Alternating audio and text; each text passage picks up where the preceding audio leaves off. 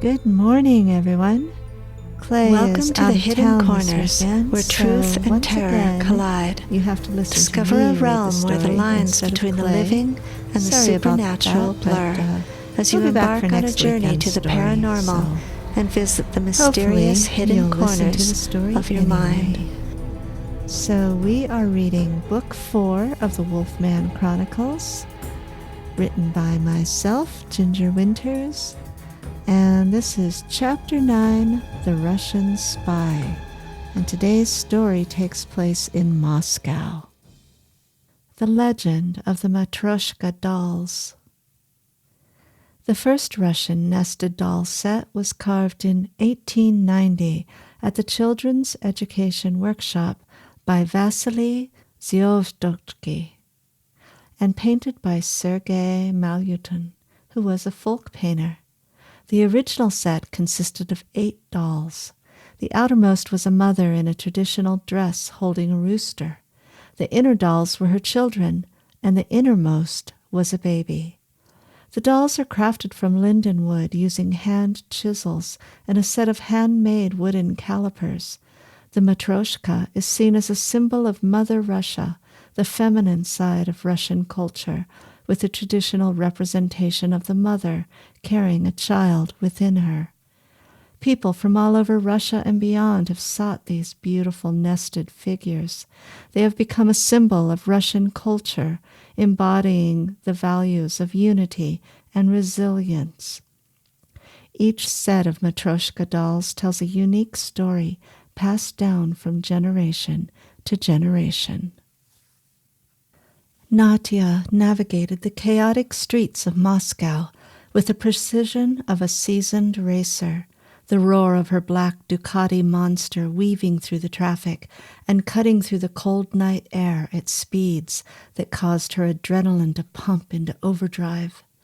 She had just turned 16, but she was already a master of her craft, edgy, smart, and controlled. Her life had been a series of rigorous trainings and covert operations, sculpted by a shadowy organization that was grooming her to be a spy. She had spent the evening at Ivan's workshop, watching his old yet nimble fingers as he precisely and carefully wired the Matryoshka doll that she now carried in her backpack. The weight of the Matryoshka was a reminder of her task. On the surface, the intricately painted wooden doll appeared harmless, nothing but a traditional Russian toy. But inside, concealed within its nested figures, lay a bomb, small but powerful enough to bring down a building. Her target tonight was the law office of Alexander Volkov, a man whose influence spread like a dark web through the underbelly of the city. Nadia's thoughts were focused, her nerves steeled against the rush of adrenaline rushing through her veins. She had been trained to maintain control, to channel her emotions into precision and efficiency. The lights of the city blurred past her as she maneuvered through the busy traffic, her mind running over the details of the plan. She knew every turn, every alleyway, every potential escape route by heart. As she approached the building, she slowed her bike and parked it in a shadowy corner, removing her helmet and shaking out her long, dark hair. Her eyes quickly scanned the area, assessing the security and noting the positions of the surveillance cameras. She had one chance to get this right. Failure was not an option. It never was. She was more than aware of the consequences should she falter in her mission. She was a weapon, highly trained, honed and ready, and tonight, just like so many other nights in the past, she would prove her worth. With the Matryoshka doll clutched tightly in her hand, Nadia made her way towards the entrance. The building was a large brick structure housing multiple law offices in the business district. Inside the building, the atmosphere was hushed. Most of the lawyers and their staff had left for the evening. Only a few overworked and tired secretaries, transcribers, and junior interns remained. They would work late into the night, an unfortunate decision for them. Natia couldn't be concerned with the fact that there would be innocent victims. In her line of work, it was a common enough occurrence. She walked through the corridors with a quiet confidence, not wanting to draw any attention to herself. She found Volkov's office and easily slipped the key into the door. The floors were polished black marble, the walls paneled in dark, rich mahogany. Awards and certificates lined the walls along with large, floor-to-ceiling bookshelves. Besides books, the shelves also displayed a few select artifacts: an antique globe, a bronze bust of Stalin, and a collection of ornate Matryoshka dolls, symbols of Russian heritage and culture. She placed her Matryoshka doll next to the others for company and felt something stir inside her. A memory? A line of dolls such as these? She was a little girl, reaching up for one just out of her reach, her mother handing the intricately painted doll to her and smiling. She pulled her thoughts back to her mission. She could not allow herself the distraction. She began rifling through the papers on the desk, in the file cabinets, and on the shelves, pulling everything out and throwing it in a heap on the floor. She searched for fire-safe cabinets, safes in the walls behind the paintings, behind the books, behind the furniture. She must make sure that all files were burnt. She caught her reflection in the window as she turned to leave and stood looking at herself for a few seconds, then quickly exited, the adrenaline once again kicking in and causing her heart to pound forcefully in her chest. She had placed the object, but now she had to quickly exit the building and disappear into the night before the bomb detonated. Her mind raced, but her exterior remained calm and composed. She was a ghost, a shadow slipping through the corridors. As she emerged back into the cool Moscow night, she breathed out a sigh of relief. The Ducati roared to life beneath her, and she sped away, the city lights reflecting in her eyes. She pushed the Ducati to its limits, and as she accelerated away, she replayed the mission in her mind, ensuring every detail had been executed flawlessly. The Ducati roared as she took a sharp turn, heading towards a safe house on the outskirts of the city. This part of Moscow was less glamorous, with run-down buildings and dimly lit streets that rarely saw law enforcement. It was the perfect place to disappear, at least for a while. Natia parked the bike in an alleyway, quickly covering it with a tarp she had stashed there earlier. She pulled her hood up, hiding her face as she blended into the shadows, her footsteps silent on the cracked pavement. The safe house was an unassuming building, its exterior blending in with the surrounding decay.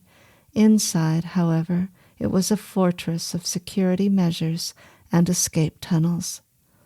She entered through a back door, immediately checking for any signs of intrusion. Everything was exactly as she had left it. Natia let out a breath she didn't realize she'd been holding, her shoulders relaxing slightly. She made her way to a small, dimly lit room in the back where nothing but a single laptop sat on an old wooden desk. She logged in and sent a brief, encrypted message to her handler. Package delivered. Now came the hardest part, waiting. She knew the explosion would make the morning headlines, but it would take time for the organization to verify the success of her mission. Until then, she was on her own, with nothing but her thoughts to keep her company. The room was sparse. A dingy green sofa sat against one wall, a small apartment-sized refrigerator and a shelf with a few dishes on the other. There was a tiny bathroom with a small porcelain sink, the only running water. She looked in the refrigerator and pulled out a half-eaten sandwich and a jar of pickled beets. Taking a glass off the shelf, she poured herself a glass of water from the bathroom sink and sat down on the sofa, waiting for the call. How many times have I sat in this room, she wondered. She should have stolen a book from the lawyer's office so she would at least have something to read. She slowly ate her sandwich and reflected on the path that had brought her here. She had been raised by the organization from a very young age, taught to be self-sufficient, to trust no one, and to always be prepared. But there were moments, rare and fleeting, when she wondered what life might have been like if she had been given a choice. She had vague memories of her mother, her beautiful long blonde hair, her pretty blue eyes. She had felt loved and protected. She still had nightmares of the night she'd been taken, and the father who had handed her over to the strangers. That was the last time she'd seen her mother. She remembered crying for days afterwards, sitting in a dark room with no one to talk to, no one to hold her. And then this. The training, the endless hours of practice to become the instrument of the organization, for that is what she was called. Not a spy or a terrorist. She was merely an instrument of the organization, which was to be her sole purpose in life. To carry out their wishes, to place the Matryoshka dolls in various locations throughout the city, to eliminate the people who needed to be extinguished. Now Nadia's heart had hardened into something the size of a nugget. She did not allow herself to feel any emotions. They had all been trained out of her. She rarely thought of her mother any longer, and didn't know if she was alive or dead. She had recently heard of her father's death, shot dead in a parking lot in Helsinki, but it stirred no particular emotions. There were only two things, well, three perhaps, if you counted Igor, that mattered to Nadia. First was her Ducati, which gave her the freedom to fly.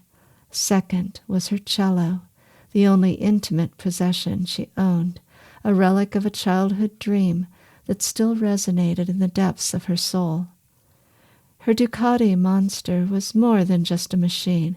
It was an extension of herself, a symbol of the freedom she rarely tasted. When she rode through the streets of Moscow, the roar of the engine beneath her, she felt untethered from the constraints of her life. The wind whipping through her hair and the blur of the city around her were the closest she came to feeling truly alive. Her cello, on the other hand, was a different kind of escape. In the quiet moments, when the world outside was too harsh and the missions too relentless, she found solace in the rich, warm tones of the instrument. The cello had been with her since she first arrived at the organization, a gift from Ivan, who taught her how to play. He told her that everyone needed an escape, and this would be hers. It was a reminder of who she could be outside of the organization. Her phone buzzed, pulling her from her reverie. It was a text message from Igor, her closest friend within the organization. Despite the nature of their work, they had formed a bond, a silent understanding forged in the fires of shared danger. "All clear?" the message read. Nadia quickly typed back, "So far, stay safe." She knew Igor was likely on his own mission, somewhere in the labyrinth of Moscow's underworld. They had each other's backs, even if they couldn't always work together. It was a small comfort in a life filled with uncertainty. Igor was the third, perhaps most complex, piece of her life. He understood her in a way no one else did. Their relationship was a rare constant in their world of uncertainty and danger. Over the past year, it had reached a new level, one more intimate and intense. They had gotten an apartment and moved in together, out of the confines of the organization's compound outside of town, although, even then, they really had no privacy or escape from their handlers, who watched their every move. The night stretched on with agonizing slowness. 2:00 a.m. The first news channel should be running the story. She checked her laptop and found one news site running a live feed of the destruction from the explosion at the law office. The mission had succeeded. The records were destroyed. There were a few casualties, to be expected. Natia allowed herself a brief moment of satisfaction. She had done it again, but she couldn't help but feel a familiar twinge of unease. This was the life she'd been trained for, yet, deep down, she couldn't shake the feeling that there was more to the world than this endless cycle of missions and danger and death. She waited for the phone call from the organization, from her handler. The silence of the safe house was pressing in on her like a physical weight. She paced the small room, her mind replaying every step of the mission, searching for any potential slip-up. But she knew she had been flawless. She had to be, and she always was. The ringing of her phone shattered the silence, startling her. She took a deep breath, steeling herself before answering. Yes? Her voice was steady, betraying none of the tension she felt. Well done, Natia, came the voice, smooth and controlled, the voice of her handler, known only as Vitya. His tone remained impassive. For now, you are to stay low, await further instructions. You know the routine. Understood, she replied, her voice flat. The line went dead, and then she sighed. Looking out over the darkened street below, she felt like running. The safe house felt like a prison now, its security measures more like bars that held her in. She longed to be out on her Ducati, feeling the wind whip through her hair, the power of the bike beneath her. It was the only time she felt truly free. But for now, she had to wait. Wait for the organization to decide her next move. Wait for the city to settle back into its uneasy rhythm. She knew the explosion would have ripples, police investigations, power struggles, whispers in the dark corners of Moscow, all part of the game she had been trained to play. Natia laid back on the sofa, pulling her jacket over her for warmth. The small apartment she shared with Igor was across town, and in the morning, if all was clear, she'd be allowed to return there. During her years of training, Natia had been raised in a secluded facility located in the remote wilderness outside of Moscow. The place was a fortress, hidden from prying eyes, where every aspect of her life was meticulously controlled by the organization. Her days began before dawn with grueling physical training. She ran miles through dense forests, swam in icy rivers, and sparred with fellow trainees under the watchful eyes of hardened instructors. Combat training was brutal and unyielding, teaching her to fight with precision and efficiency, to strike without hesitation. Afternoons were devoted to academics and espionage tactics. She studied languages, psychology, and the art of persuasion, learning to blend in and manipulate her environment. Lessons in cryptography, surveillance, and counterintelligence were drilled into her until they became second nature. She learned to pick locks, hack computer systems, and forge documents, skills that would prove useful for her future missions. Natia's evenings were filled with scenario training, simulated missions designed to test her under pressure. She navigated obstacle courses, executed covert operations, and solved complex puzzles that required quick thinking and adaptability. Failure was not an option. Every mistake was met with harsh consequences, reinforcing the need for perfection. Her only real connection in this isolated life was Igor, a fellow trainee who shared her intensity and drive. They had grown close through the years, bound by the shared experiences and hardships of their training. Now, Igor's presence was a rare comfort, a reminder that she wasn't entirely alone in this shadowy world. But Natia's life was not her own. Every action, every thought was monitored and evaluated by the organization. They molded her into the perfect operative, stripping away any remnants of a normal adolescence.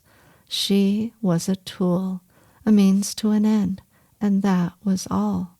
But somewhere, hidden deep inside, a small, rebellious part of her longed for something more.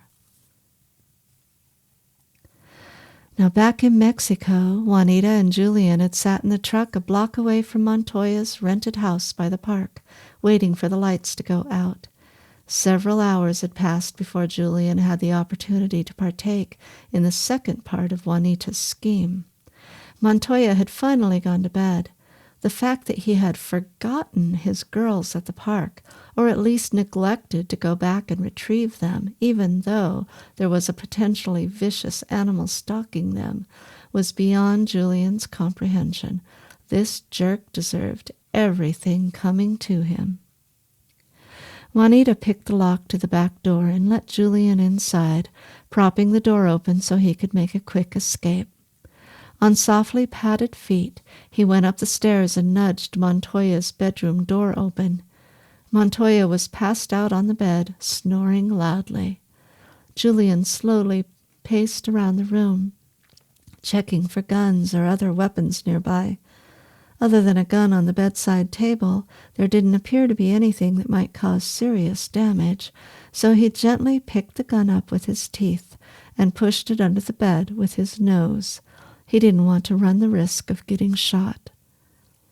Once he was sure the gun was at a safe distance away from reach, he put his 2 front paws on the bed and growled softly in Montoya's face. Montoya snorted and promptly turned his head the other direction. "This is ridiculous," Julian thought as he jumped up on the bed, straddling the large body of Montoya and sticking his nose right in his face, growling loudly. Montoya barely opened his eyes, closed them again, and was right back asleep. Julian didn't want to bite him for obvious reasons, so he put both paws on Montoya's chest and jumped, letting out a chupacabra howl at the same time. Montoya opened his eyes, and just then his fist flew forward, knocking Julian off and onto the floor. Julian quickly sprang up just as Montoya sat up in bed and screamed.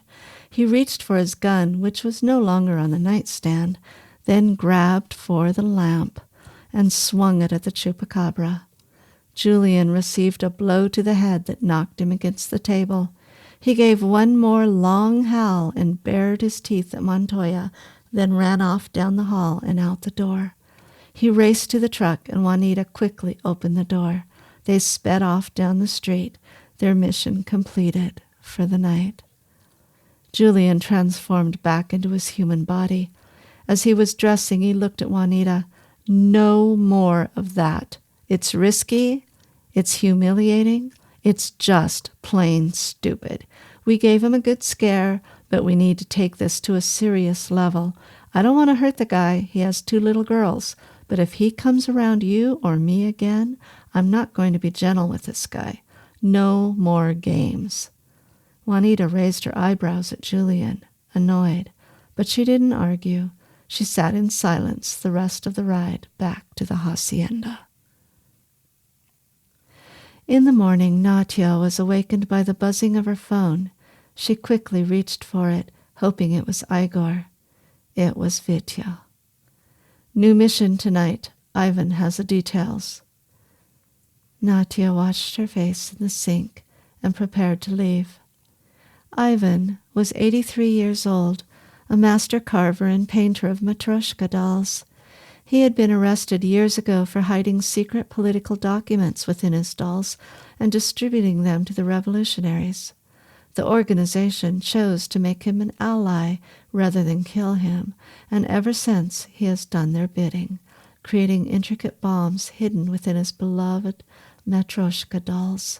He is an untouchable, hidden so deep within the system and network of the organization that no one can touch him. Natia loved him like a grandfather, When she first came to the organization, he would sit her in his workshop and let her play with the dolls. Her handler realized that Ivan could get her to do absolutely anything, and therefore he was a critical component in Nadia's training. Arriving at Ivan's workshop, Nadia punched the combination into the lockbox that opened the garage and parked her bike inside. Ivan met her at the door and gave her a hug. "What's the mission, Ivan? I was hoping for a night off." "Pour yourself a cup of coffee, Nadia, and I'll fill you in on the details," Ivan replied. "Ivanov is back. The organization needs you to intercept and extract a crucial piece of intel from him. You're to meet him tonight at a lavish gala. You will pose as the girl he is paying to spend the evening with. He will, of course, wine and dine you, then expect you to return to his rooms with him. You will go." He handed Nadia the tiniest Matryoshka doll she had ever seen. It was no bigger than her pinky finger, up to the first knuckle. "You will slip this powder into his drink, and he will fall into a paralysis. He will hear you and see you, but he will not be able to move his body. Use whatever means are necessary to extract the information.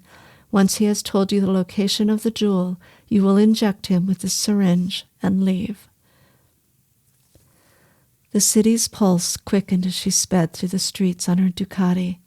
The gala tonight would be teeming with high-profile guests, and security would be tight. She arrived at the hotel and parked her bike a few blocks away, choosing a spot that would allow for a quick and unnoticed getaway. She made her way through the crowded streets, ducking into an alley where she opened her black backpack and removed her dress and shoes. Quickly undressing in the dark alley, she emerged, beautiful in a long black dress and stilettos. She blended right in with the throngs of well-dressed attendees who were valeting their vehicles and walking up the red carpet to the event. With her forged invitation, she slipped past the security checkpoints and entered the opulent ballroom. Crystal chandeliers cast a golden glow over the crowd, and the air buzzed with conversation and laughter. Nadia spotted Ivanov near the center of the room, surrounded by a group of influential figures. She boldly walked towards him and slipped her arm around his. "You must be Ksenia," he stated. Nadia smiled and let her hand brush against his thigh. "Excuse us," Ivanov told his comrades. Nadia took his hand and led him through the crowd toward the elevators leading to the rooms upstairs. No sense waiting and spending an entire evening with this jerk, she thought to herself, especially if Ksenia really does arrive. Once inside his room, she suggested he undress while she mixed him a drink. The powder in the small Matryoshka doll mixed with the vodka in the glass, tasteless and odorless.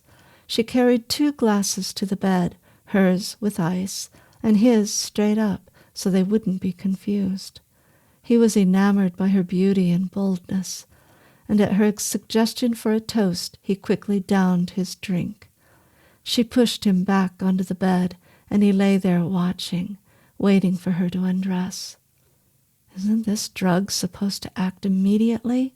she asked herself as she tried to buy time by slowly pulling her dress up her calf, over her knee, up to her thigh, revealing the Glock Gen 5 that was hidden under her dress in a thigh holster. He tried to reach for her, but found his hand did not move. Nadia took a step back and pointed the pistol at Ivanov. Ivanov tried to push himself up, but was entirely disabled. He tried to yell, but Nadia quickly pushed the Glock into his chest. "One scream, and I pull the trigger. Got it?" "Yes," he grunted. "What do you want? I have money." "I don't want your money," she spat at him. "I want to know where the jewel is." "I don't know what you're talking about," Ivanov replied. Keeping her gun pointed at his chest with her right hand, she lifted her dress with her left hand, revealing a knife in a thigh strap on her left leg. "Perhaps this will make you remember," she said as a double-edged switchblade sprang forward when she pushed the release mechanism. No, no, please, he cried out. Tell me where it is, she replied in a cold and calculated voice. I'm not telling you anything, he replied. She inserted the tip of the blade just far enough to draw blood. Ivanov's eyes filled with horror when he saw what her intentions were. I don't know, he stumbled over his words. I sent my men over there, 12 men, all but one died. He tracked the jewel to Alaska, but I haven't heard from him since. There's a Russian woman there. Her name is Sasha Miloslavska. She has the jewel. Natya stepped back. Sasha? Miloslavska? Are you sure of that name? That is the name, he replied. For the first time, tears welled in Natya Miloslavska's eyes. Thank you for listening to this episode of the Wolfman Chronicles. And Clay will be back next week for the next episode, and we will find out what's been going on with Jack and Sasha and Miguel and Kat and the twins and all the other wonderful characters. So thank you so much for listening, and we will see you next week.